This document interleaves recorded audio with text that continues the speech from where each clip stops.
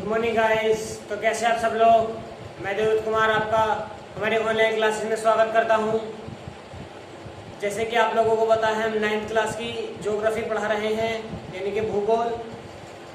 और हमने भूगोल के 3 चैप्टर कर चुके हैं, 2 चैप्टर कर चुके हैं। चैप्टर नंबर 3 चल रहा है, ड्रेनेज या अफवाह तंत्र। ठीक है, ड्रेनेज सिस्टम या अफवाह तंत्र। ठीक है, अफवाह का मीन्स मैंने आप लोगों को बता दिया था क्या होता है, नदी से रिलेटेड होता है। ठीक है, तो इस चैप्टर में हम जो कर रहे हैं वो सारी नदियां जो होती हैं, हमारे भारत की नदियां हैं, वो रिलेटेड कर रहे हैं, वो पढ़ रहे हैं सारी। ठीक है, तो हमने हिमालय की नदियां पढ़ी थी और आप जो पढ़ रहे हैं हम वो प्रायद्वीपीय की नदियां पढ़ रहे हैं। ठीक है, प्रायद्वीपीय नदियां हमने नर्मदा, माही और ताप्ती नदी पढ़ ली थी। और जो अब हम पढ़ेंगे वो गोदावरी नदी और कृष्णा नदी पढ़ेंगे। ठीक है, तो आज का जो टॉपिक होगा वो हमारा गोदावरी नदी और कृष्णा नदी के ऊपर होगा। ठीक है, तो आज का टॉपिक हम स्टार्ट करते हैं। देखिए, पहले जो है गोदावरी नदी। देखो, सबसे पहली बात तो ये क्या है, ये आपकी प्रायद्वीपीय नदियां हैं। ठीक है, प्रायद्वीपीय नदियां हैं। मैंने आपको जो नर्मदा, ताप्ती और माही जो नदी बताई थी, वो नदी ये बताई थी जो पूर्व से निकलकर पश्चिम में जाकर अरब सागर में गिर जाती है। पूर्व से बहती हुई पश्चिम में आती है, पश्चिम से सीधा कहाँ, अरब सागर में गिर जाती है। लेकिन ये नदी क्या होगी, ये पश्चिम से पूर्व की तरफ क्या होती है, बहती है। ठीक है, और सारी नदियां होती है पश्चिम से पूर्व की तरफ बहती है, प्रायद्वीपीय नदियां। देखिए, अब बात करते हैं गोदावरी नदी की। देखिए, गोदावरी नदी की बात करते हैं। ये प्रायद्वीपीय भारत की सबसे लंबी नदी है। ये पूरे भारत की लंबी नदी है। क्या बोल रहा है, ये प्रायद्वीपीय भारत की, क्या प्रायद्वीपीय भारत की सबसे लंबी नदी है।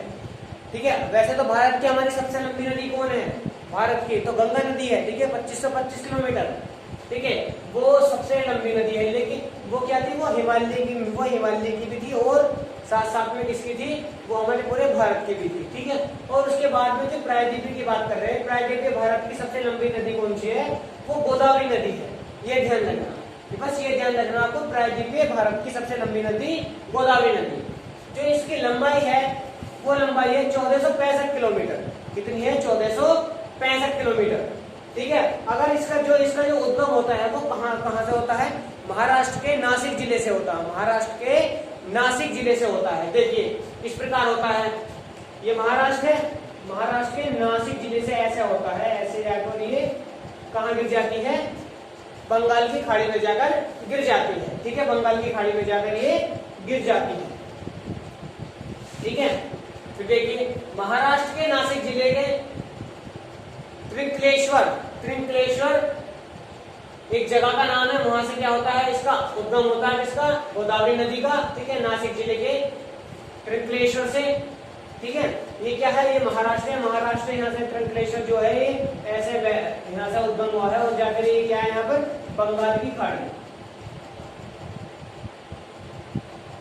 बंगाल की खाड़ी,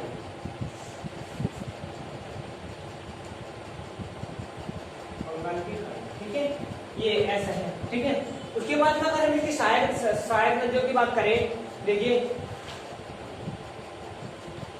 सहायक नदियां जो होती है, इसकी सहायक नदियां होती है पेनगंगा,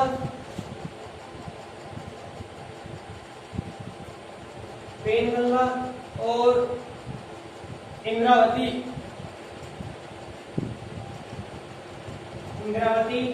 और इसके बाद में पढ़ी। ठीक है, ये क्या होती है, इसकी सहायक नदियां होती है।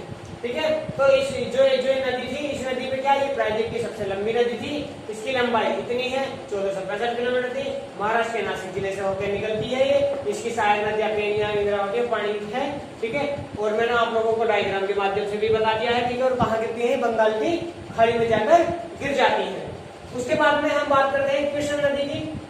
देखिए, कृष्णा नदी जो है वो प्रायद्वीपीय भारत की दूसरी सबसे लंबी नदी है। क्या है, प्रायद्वीपीय भारत की दूसरी सबसे लंबी नदी है। ठीक है, जो इसकी कुल लंबाई है वो 1400 किलोमीटर है। इसकी कुल लंबाई कितनी है, 1400 किलोमीटर है। ये महाराष्ट्र के महाबलेश्वर से होकर निकलती है। महाराष्ट्र में क्या है, महाबलेश्वर है, वहां से होकर क्या ये नदी का उद्गम होता है, वहां से ये निकलती है। ठीक है, तो क्या होगा इस प्रकार से, यहाँ से ये महाबलेश्वर है, इस प्रकार से ऐसे ये नदी निकलेगी और इस प्रकार से ऐसे ये जाकर बंगाल की खाड़ी में जाकर गिर जाएगी। ठीक है, देखिए जो ये कहाँ कहाँ को होकर बहती है, देखिए कर्नाटक, तेलंगाना और आंध्र प्रदेश, कर्नाटक, तेलंगाना और आंध्र प्रदेश बहते हुए क्या होती है, बंगाल की खाड़ी में जाकर गिर जाती है। कहां से, कर्नाटक, तेलंगाना, आंध्र प्रदेश और बहते हुए बंगाल की खाड़ी में जाकर गिर जाती है। अगर इसकी सहायक नदियों की बात करें तो सहायक नदियां इसकी इंपोर्टेंट हैं। ठीक है, एक तो है तुंगभद्रा, कोयान और भीमा। तो जो इसकी तुंगभद्रा है ये बहुत इंपॉर्टेंट नदी है। ठीक है, तुंगभद्रा बहुत इंपॉर्टेंट नदी है, तो इसको ऐसे आप याद रख सकते हो। जो हमारे आप लोगों से क्वेश्चन करता हूं, चलो बताइए कि कोई आपसे पूछने लगा कि भारत की सबसे लंबी नदी कौन सी है, तो आप बताओगे गंगा नदी है।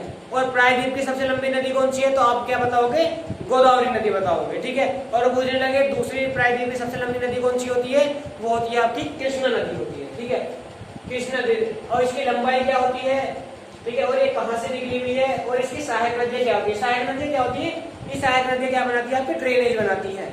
क्या बनाती है, ड्रेनेज या अपवाह बनाती है। ठीक है, ये अपवाही तंत्र तो होता है इसका, जो हम चैप्टर में पढ़ रहे थे, वो सब क्या होता है, वो नदी जो है वो अपवाही तंत्र बनाती है। ठीक है, तो ये वो नदी है जो अपवाह तंत्र बनाती है। ठीक है, जिसकी कोई भी सहायक नदियां होंगी तो वो नदी क्या होगी, वो अपवाह तंत्र बनाएगी, ड्रेनेज सिस्टम बनाएगी, ये ध्यान रखना। ठीक है, इसकी सहायक नदियां हो गई है।